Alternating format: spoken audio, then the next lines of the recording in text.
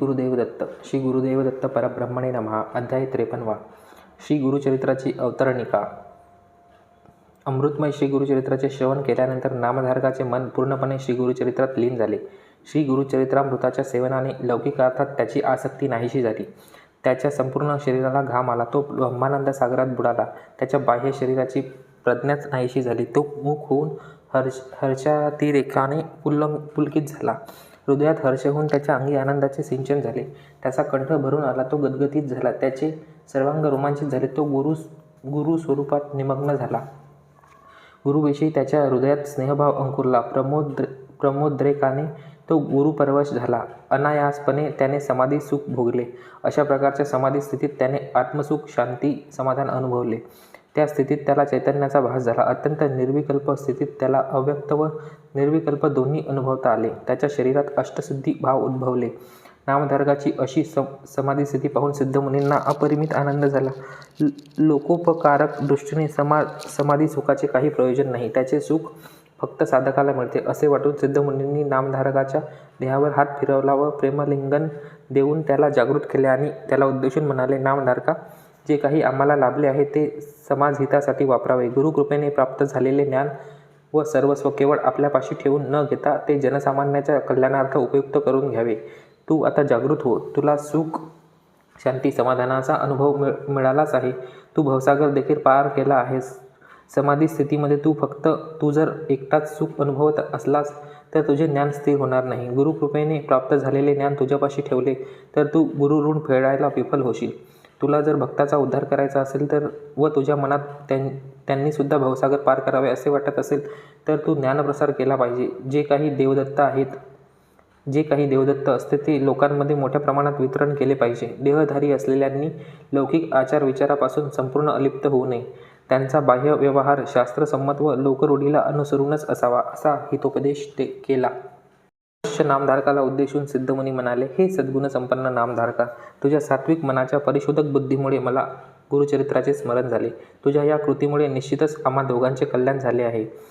मला प्रचंड लाभ झाला आहे. तू माझ्यावर अनंत उपकार केलेत. म्हणूनच तू ऐकलेल्या श्री गुरुचरित्रामृताचा श्रवण योग सर्वांना अवश्य मिळावा. हे तू लोककल्याण दृष्टीने सर्वांना विस्तारित कर. सिद्धमुनीच्या निर्देशाने नामधारक जागृत झाला. तो सिद्धमुनींना साष्टांग दंडवत घालून म्हणाला, हे गुरुदेवा, आपण कृपानिधी, ज्ञानदाता व सकल विश्वाला आधारभूत आहात. आतापर्यंत तुम्ही अनुग्रहित केलेल्या श्री गुरुचरित्राचे सेवन करून पूर्णतः माझे मन अजून तृप्त झाले नाही. श्री गुरुचरित्राविषयीची ज्ञानतृषा पूर्णपणे शमली नाही. पुन्हा त्याचे सेवन करण्याची अभिलाषा आहे. त्यामुळे आपण कृपया अजून एकदा पूर्णपणे नसले तरी त्याचे सार तरी निरूपण करून माझ्या कानांना श्रवण योग द्यावा आणि श्री गुरुचरित्राचे नित्य स्मरण होत राहील असा अनुग्रह करा. मला आनंद सागरात तारून न्यावे. कृपया श्री गुरुचरित्राची अवतरणिका मला सांगा. त्याची मनोभिलाषा ऐकून सिद्धमुनींना संतोष झाला. ते म्हणाले, वत्सा, तुझ्या मनात जे काही आहे तसेच हो. तुझ्या मनात श्री गुरुचरित्र सदोदित लीन हो. मला श्री नरसिंह सरस्वती महाराजांनी पुन्हा एकदा श्री गुरुचरित्राचे आख्यान करण्याचा सुवर्णयोग मिळवून दिला आहे असे म्हणून त्यांनी संपूर्ण गुरुचरित्राचे सारांश अवतरण रूपात विवरण करायला सुरुवात केली. पहिल्या अध्यायात गुरूंच्या व देवाच्या आशीर्वादासाठी मंगलाचरण, प्रमुख देवताचे स्मरण आणि नामधारकाला श्री गुरुमूर्तीचे दर्शन झाल्याचा विषय सांगितला आहे. दुसऱ्या अध्यायात ब्रह्मोत्पत्ती व 4 युगांचे लक्षण आणि शिष्य दीपकाने फार मोलाच्या केलेल्या गुरुसेवेचे वर्णन केलेले आहे. तिसऱ्या अध्यायात सिद्धगुरूंनी नामधारकाला अमरजा संगमावरील आश्रमात नेऊन अंबरीश आणि दुर्वास ऋषीची महिमा कथन केल्याचं वर्णन आहे. चौथ्या अध्यायात ब्रह्मा, विष्णू, महेशांनी अनुसयेची सत्वपरीक्षा घेण्याकरिता अत्री ऋषीच्या आश्रमात येऊन तिच्या बालकाचे रूप घेऊन स्तनपान केल्याचे व तृप्त होऊन श्री दत्तगुरूच्या रूपात अवतरल्याचे सांगितले आहे. पाचव्या अध्यायात श्री दत्तगुरूंनी श्रीपाद श्रीवल्लभ नावाने पिठापूर अवतार घेऊन आणि लहान वयातच तीर्थाटनाला निघण्याचे वर्णन आहे. सहाव्या अध्यायात रावण शिवाचे आत्मलिंग लंकेला घेऊन जात असताना गोकर्णात विघ्नेश्वराने विघ्ने निर्माण करून ते लिंग तिथे स्थापन केल्याची माहिती दिली आहे.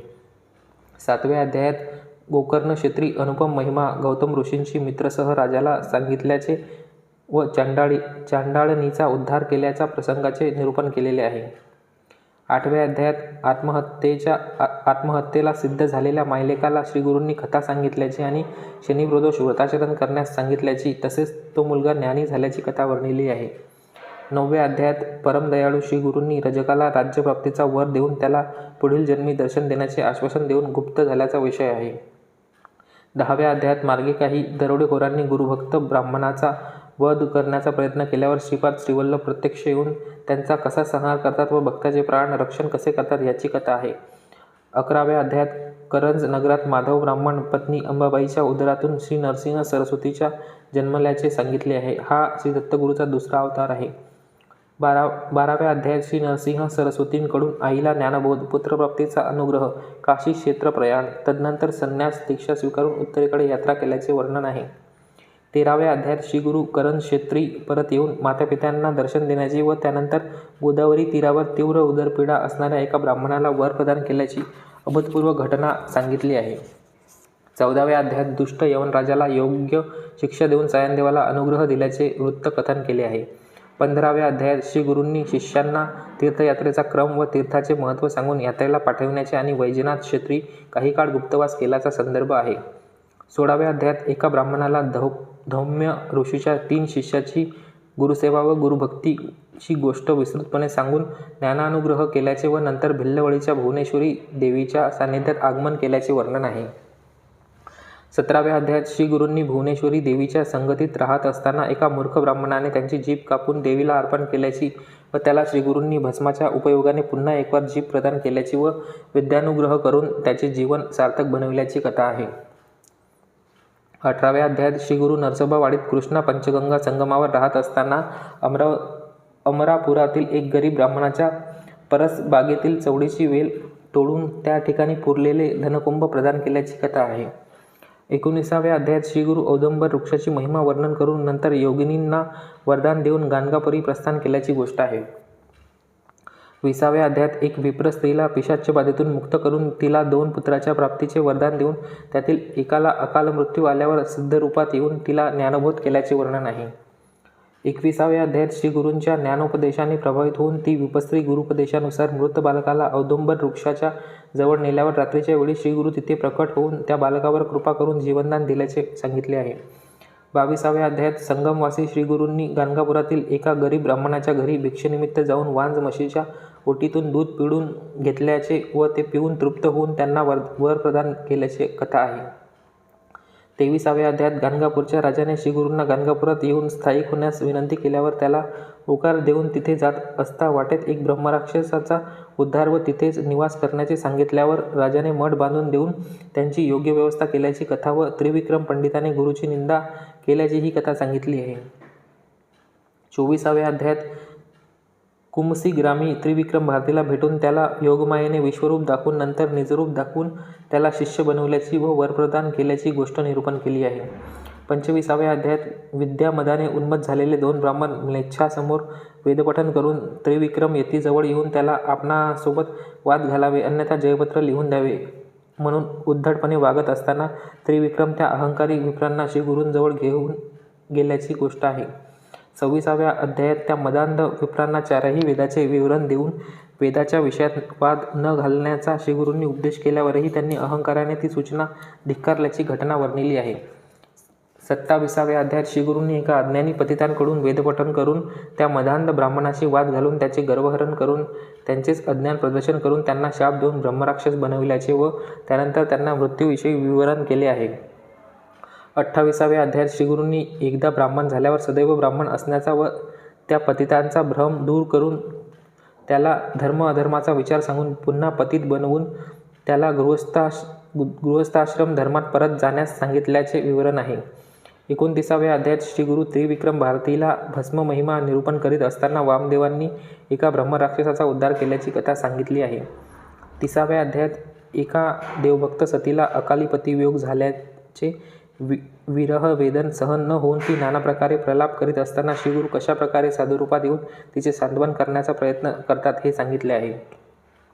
31व्या अध्यायात श्रीगुरूंनी तिला पतिव्रता धर्माचरण व सहगमन पद्धतीविषयी बोध केलेला आहे. 32व्या अध्यायात ती सती सहगमनाची सिद्धता करून श्रीगुरूंना वंदन करतेवेळी श्रीगुरू तिला अष्टपुत्र सौभाग्यवती भव असा आशीर्वाद देऊन तिच्या पतीला जिवंत केल्याची कथा आहे. 33व्या अध्यायात रुद्राक्षधारण महिमा, मर्कट कुक्कुटाचा तथा वैश्यवेश्येचा पूर्व वृत्तांत सांगितला आहे. 34व्या अध्यायात पराशर मुनींनी काश्मीर राजाला रुद्राध्यायाचा महिमा कथन करून रुद्राभिषेक तीर्थाने मृत पुत्राला वाचविल्याची आणि नारद मुनींनी येऊन आयुष्यवृद्धी झाल्याची वार्ता सांगितलेली आहे. 35व्या अध्यायात कचदेव यांनी कथा व सोमवार व्रत निरूपण, राजकुमारी सीमंतिनीचे आख्यान व सर्वांचे वर्णन आहे. 36व्या अध्यायात ब्रह्मनिष्ठ विप्राने पत्नीच्या आग्रहानुसार परान्न भोजन समारंभाला जाऊन दोघा पती पत्नींना पश्चाताप होऊन श्रीगुरूंच्या चरणी शरण गेल्याचे व ऐहिक कर्म मार्गाचे निरूपण विस्ताराने केल्याचे विवरण दिले आहे. 37व्या अध्यायात श्रीगुरूंनी अनेक धर्म व ब्राह्मणाच्या ब्रह्मकर्माचा विचार प्रकट करून प्रसन्न होऊन ब्राह्मणाला वर प्रदान केल्याची घटना वर्णिली आहे. 38व्या अध्यायात गुरुभक्त भास्कर ब्राह्मणाने केवळ तिघांना पुरेशा शिदेपासून भोजन तयार करून झाल्यावर श्रीगुरूंनी देवी अन्नपूर्णेला आवाहन करून त्याचे रूपांतर अक्षय भोजनात करून 4000 ब्राह्मणांना, गावातील शूद्रादी लोकांना तसेच जलचरांनाही अन्नदान केल्याचा चमत्कार वर्णिला आहे. 39व्या अध्यायात सोमनाथ ब्राह्मणाच्या साठीच्या वांज पत्नीला श्रीगुरूंनी पुत्ररत्नाचे भाग्य अनुग्रहित केल्याचे निरूपण आहे. 40व्या अध्यायात कुष्ठपीडित नरहरी ब्राह्मणाला वाळलेले लाकूड देऊन त्याला पालवी येईपर्यंत पाणी पाजून त्याची सेवा करण्यास सांगून त्याला पालवी आल्यावर त्याचा कुष्ठरोग परिहार झाल्याचा विषय व शिष्योत्तम भिल्लाने शिवाराधना केल्याचा प्रसंग सांगितला आहे. 41व्या अध्यायात श्रीगुरूंनी सायनदेवाला गुरुसेवेचा अवकाश देऊन ईश्वर पार्वती संवादरूप असलेल्या काशी यात्रेचे वर्णन केलेले आहे. 42व्या अध्यायात सायनदेवाने कुटुंबियांना श्रीगुरूंच्या सान्निध्य आणून त्याचे स्तवन केल्याचे व श्रीगुरूंनी यात्राविधीचे निरूपण करून त्याला वर दिल्याचा प्रसंग सांगितलेला आहे.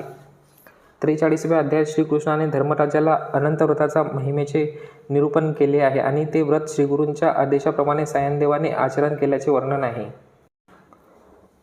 44व्या अध्यायात श्रीगुरूंनी तंतुक भक्ताला शिवरात्रीचा महिमा, विमर्शन, राजाची कथा आणि त्याच्या डोळ्याची उघडझाप होईपर्यंतच्या काळात तंतुकाला श्रीशैल पर्वताचे दर्शन करविल्याचा विषय सांगितला आहे. 45व्या अध्यायात तुळजापुरातून आलेल्या कुष्ठरोगी ब्राह्मणाला तीर्थात स्नान करून त्याचा कुष्ठरोग परिहार केल्याची व त्याला ज्ञानोपदेश केल्याची गोष्ट आहे. 46व्या अध्यायात हिप्परगी ग्रामी श्रीगुरूंनी नरहरी नामक कल्लेश्वराच्या एकनिष्ठ भक्ताला दर्शन देऊन त्याला शिष्य म्हणून स्वीकारण्याची गोष्ट सांगितलेली आहे. 47व्या अध्यायात 7 वेगवेगळ्या गावातील शिष्य दिवाळीच्या दिवशी आपापल्या घरी येण्याचे आमंत्रण देऊन श्रीगुरूंना तशी प्रार्थना करतात, पण श्रीगुरू मात्र एकाच वेळी त्या दिवशी मठातच मूळ रूपात राहून प्रत्येकाच्या घरीही जाऊन भेट दिल्याचा चमत्कार करून दाखविल्याचा प्रसंग सांगितलेला आहे. 48व्या अध्यायात श्रीगुरू एका शूद्र भक्ताकरवी त्याच्या शेतातले धान्य कापून टाकून नंतर आकस्मिक पाऊस होऊन त्याच्या शेतातील धान्य नेहमीपेक्षा 100 पटीने वाढून चमत्कार झाल्याची गोष्ट निरूपिली आहे. 49व्या अध्यायात श्रीगुरूंनी भीमामार्जा संगमाची व भीमा तीरावरील अष्टतीर्थाची महिमा शिष्यांना सांगून अनुजा रत्नाईचे पूर्वजन्मकृत कर्माचे फळ म्हणून तिला झालेल्या कुष्ठरोगाच्या निवारणासाठी तीर्थस्नानाचा उपाय सुचवल्याची कथा वर्णिली आहे. 50व्या अध्यायात म्लेच्छ राजावर कृपा दाखवून त्याला झालेल्या फोडाला गुण करून त्याच्या विनविण्याप्रमाणे त्याच्या राजधानीत आगमन करून पुढे श्रीशैल पर्वतावर भेट देण्याचे आश्वासन देण्याची गोष्ट सांगितलेली आहे. 51 व 52व्या अध्यायात लोकांच्या अधर्मवृत्तीला कंटाळून दुष्टाच्या उपद्रवापासून दूर राहण्यासाठी श्रीगुरू गुप्तपणे वास करण्याचा निष्कर्ष काढून श्रीशैल क्षेत्री जाण्याविषयी शिष्यांना सांगून कर्दळीवनात निर्गमन करून ब्रह्मानंदात मग्न झाल्याचा उल्लेख दिला आहे. परम मंगलकारक व परम पवित्र अशा श्रीगुरुचरित्रामध्ये श्रीगुरूच्या अनंत लीला व चमत्कार वर्णिले आहे. त्या सर्वांना सिद्धमुनींनी 52 अध्यायात सीमित केले आहे. श्रीगुरूंचा वियोग झाला आहे असे गुरुभक्तांना वाटेल, पण ते काही खरे नाही. कलियुगात अधर्म प्रवृत्तीची वाढ होत आहे हे पाहून अशा स्वार्थी व अधर्मी लोकांपासून दूर राहण्यासाठी श्रीगुरूंनी गुप्तवास करण्याचे ठरविले आहे. पण वास्तवात आजही श्री नरसिंह सरस्वती यती गाणगापुरातच राहून भक्तांना अनुग्रह देत आहे. निज भक्तांना आजही ह्याची अनुभूती येतच असते. दर्शन भाग्यही लाभते, मार्गदर्शन देखील प्राप्त होते. प्रत्येकाच्या भावनेप्रमाणे व श्रद्धेप्रमाणे फलप्राप्ती होते. हे सर्व त्याच्या प्रत्यक्ष अनुभवाचा विषय आहे. श्रीगुरुचरित्राच्या या अवतरणाचा जप करणाऱ्यांना श्रीगुरुदर्शन लाभेल. ही अवतरणिका एकदा वाचली तरी संपूर्ण श्रीगुरुचरित्राचे स्मरण होईल हे निश्चित. श्रीगुरुचरित्राचे नित्यपठन करणे श्रेयस्कर. पुढे सिद्धमुनी म्हणाले, प्रिय शिष्योत्तमा, तुझ्यावरील प्रेमामुळे मला श्रीगुरुचरित्राची अवतरणिका सांगायला मिळाली. तुला देखील अवतरणिका श्रवण करण्याचा योग लाभला. तू धन्य आहेस. सिद्धमुनींचे वचन ऐकून नामधारकाला आनंद झाला व समाधानही लाभले. पुन्हा भक्तपरिवश होऊन तो सिद्धमुनींना अभिवंदन करू लागला. हे गुरुवर्य, आपले वचनच वेदवाक्य आहे. हे सर्व फलप्रदक हे सर्व फलप्रद, सर्वसिद्धिकारक, सर्वार्थ साधक आहे. श्री गुरुचरित्राच्या सप्ताह पारायणाविषयी माझ्या मनात संदेह आहे, ते तुम्ही ऐकून घ्यावे अशी विनंती आहे. स्वामी, श्री गुरुचरित्र सप्ताह पारायण कोणत्या प्रमाणावर करावे, प्रतिनित्य किती पठण करावे याविषयी कृपया सांगा. तेव्हा सिद्धमुनी म्हणाले, नामधारका, तुझा प्रश्न अत्यंत समंजस आहे. धार्मिक कृत्याचे आचरण वा अनुष्ठान करताना श्रद्धा, भक्तिभाव हा अत्यावश्यक आहे. पवित्र अंतःकरणच साधनेचे मूल असते. निर्मळ अंतःकरणाने श्री गुरुचरित्राचे नित्यपठण करणे इहपर श्रेयाला तथा अभिवृद्धीला कारणीभूत आहे. सप्ताहात श्री गुरुचरित्राचे एकदा पठण करता येते किंवा त्याचा सप्ताह पारायण देखील करता येते. श्री गुरुचरित्राच्या पठणासाठी मार्गदर्शक सूचना. श्री गुरुचरित्राच्या पारायणापूर्वी आणि नंतर प्रस्तावनाचे पठण आणि श्री दत्तगुरूचे नामस्मरण केल्याने प्रचंड पुण्यफळ लाभते. श्री गुरुचरित्र निर्मळ अंतःकरणाने पठण करणे अत्यंत हितकारक. सत्य, धर्मनिष्ठ होऊन, शुद्ध आचार विचारवंत होऊन, अत्यंत पूज्य भावनेने श्री गुरुचरित्राचे पठण करावे. शास्त्रानुसार सप्ताह पारायण करणे अत्यंत श्रेयस्कर आहे. पारायण करावयाचे स्थळ परिशुद्ध असावे. पारायणापूर्वी स्नान करावे. शुभ्र वस्त्र परिधान करावे. संध्या, जप, ध्यान, स्मरण इत्यादी नित्यकर्म आधी संपवावीत. नंतर गुरु, ज्येष्ठ, देवता व पूर्वजांना स्मरून काळ, संवत्सर, मास, पक्ष, तिथी, वार, नक्षत्र इत्यादी सर्व गोष्टींचा उच्चार करून पारायणाचा संकल्प करावा. पारायण करावयाच्या ठिकाणी रांगोळीने सजवून श्री गुरु स्वरूपी दिव्य गुरुचरित्र एका उत्तम पीठावर ठेवून सकलोपचाराने पूजा करावी. पारायणाचे स्थळ बदलू नये. हे चरित्र वाचणाऱ्यांनी रोज पारायणानंतर उत्तरपूजा करून सात्विक आहाराचे सेवन करावे. रात्री जमिनीवर शयन करावे व शास्त्रवचनाप्रमाणे सुचित्त पाळावे. पूर्व किंवा उत्तराभिमुख बसून नित्य पारायण करावे. पारायणानंतर श्री गुरुचरित्राची उत्तरपूजा, मंगलारती करावी. हे चरित्र श्रद्धा, भक्तिपूर्वक, प्रसन्न चित्ताने, निर्मळ चित्ताने, एकाग्रतेने व निवतेंद्रिय होऊन पठण केल्यास शीघ्र फळ मिळते. श्री दत्तात्रेय जगद्गुरूचे हे चरित्र पूजास्थानी ठेवून नित्य सकलोपचाराने त्याला गंध, पुष्प, अक्षता आणि अर्पण करून रेशीम व नवीन कापड्यात बांधून ठेवावे. सप्ताह पारायणाचा क्रम. पृष्ठ क्रमांकासह. प्रथम दिन शनिवार 1 ते 9 अध्याय. द्वितीय दिन रविवार 10 ते 21 अध्याय. तृतीय दिन सोमवार 22 ते 29 अध्याय. चतुर्थ दिन मंगळवार 30 ते 35 अध्याय. पंचम दिन बुधवार 36 ते 38 अध्याय. षष्टम दिन गुरुवार 39 ते 43 अध्याय. सप्तम दिन शुक्रवार 44 ते 52 किंवा 53 अध्याय. अध्यायाचे वाचन अवतरणासहित करावे. अशा प्रकारे पारायण क्रम व त्यासंबंधी निर्देशन करून सिद्धमुनी म्हणाले, नामधारका, ही सप्ताहाची पद्धत आहे. याचे तू अनुसरण कर. नित्य पारायणानंतर उत्तरपूजा करून श्री गुरूंना वंदन करून मग उपहार करावा. रात्री जमिनीवर शयन करून शुचित्वाने राहावे. हा क्रम 7 दिवसापर्यंत व्यवस्थित पाळून 8व्या दिवशी यथाशक्ती ब्राह्मण सुवासिनीला भोजन समारंभ करून दक्षिणा, तांबूल देऊन संतुष्ट करावे. या प्रकारे जे पुण्यात्मा भक्तीने पुण्यप्रद अशा श्रीगुरुचरित्राचा सप्ताह आचरण करतील त्यांना श्रीगुरूचे दर्शन लाभेल. भूत प्रेतादी बाधेतून मुक्ती मिळेल. सर्व पीडा पापातून परिहार होईल. याशिवाय श्रद्धाळूंना यश, कीर्ती, धन, आयुष्य, आरोग्य, सुख, शांती, धैर्य, क्षेम, बल, विजय, धर्म या सगळ्याची प्राप्ती होईल. भवसागर पार करण्यासाठी श्री गुरुचरित्र हे दिव्य औषध आहे. तेव्हा नामधारक सिद्धमुनीच्या पाया पडून म्हणाला, ज्ञाननिधी, आपण पाजलेले ज्ञानामृत सेवन करून माझे अज्ञान निवारण झाले. माझी श्रीगुरूंविषयी जाणून घेण्याची इच्छा आपण पूर्ण केली. आपल्या कृपेने माझे जीवन सार्थक झाले. मी धन्य झालो. त्रिभुवन पालक, दिनोद्धारक श्रीमन्नारायणाने श्रीगुरु रूपात प्रकट दर्शन देऊन गुरु शिष्य रूप घेऊन नटना केली आहे. तसेच जिज्ञासूंना ज्ञानाचे भांडार मोकळे केले आहे. इथे परमकल्याणकारी श्री गुरुचरित्राचा 53वा अध्याय संपन्न होतो. श्री गुरुदेव दत्त. श्री गुरु दत्तात्रय अर्पणमस्तु. श्री स्वामी समर्थ.